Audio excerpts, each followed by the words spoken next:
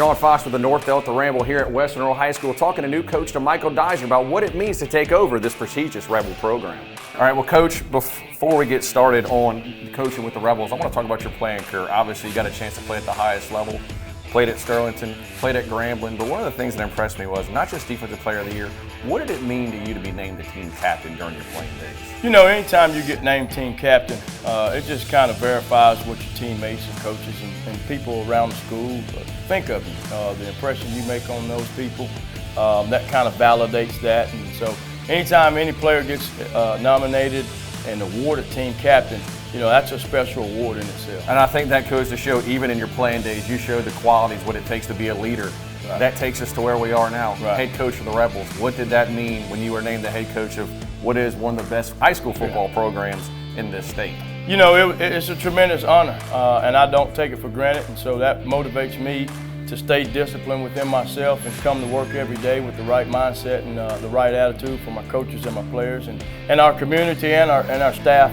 As well as the faculty on campus throughout the school. But man, it's just a tremendous honor to be standing in these shoes. There are some people who say, man, from a strength and conditioning coach to head coach, that's a big jump. What do you say to the people who might be naysayers about that jump? I think this, you know, people understanding the ins and outs of the day-to-day process of the strength coach, you know, most people think it's just weights and running, but understanding what the actual day-to-day process is and how valuable the strength coach is to the program, not just in season, but the entire school calendar year, it's really important that, you know, people kind of dive into that and get a better understanding of how that works. Well, and as the strength coach, you probably know this roster better than everybody else because you're with them more. Right. And so transitioning to head coach, you know, made it a lot easier. You know, I know everything about all the players. You know, I'm learning the freshmen this year because I'm out there with them every day. So I'm still trying to serve in a lot of different areas and still trying to be kind of an assistant strength coach, if you say so. Always in, you know, yeah. Doing that. So yeah. Well, I know you haven't coached your first game yet, but you have gone through it all season, through the spring and right now summer workouts. What's been the biggest adjustment so far from the previous role and now being the head man? You know, just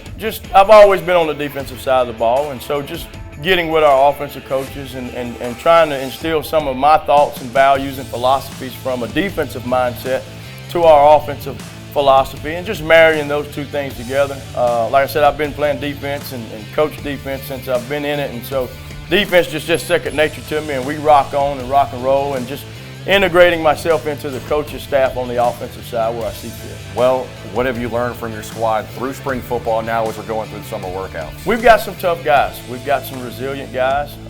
They're not afraid to strain their bodies and their minds. They're willing to go that dark place physically and mentally. And we got some guys coming along. You know, they're still in the shallow waters, and we're going to try to pull them and get them ready to train in the deep water. So that was a good thing to see this whole offseason starting back in January. Well, you talked about, you know, you're kind of from the defensive side of the football.